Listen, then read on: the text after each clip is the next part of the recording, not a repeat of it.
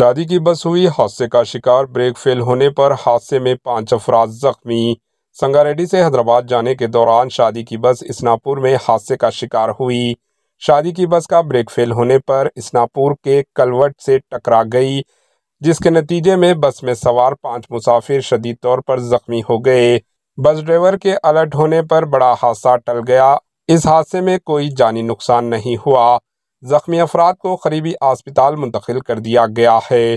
Bureau report, AHN news.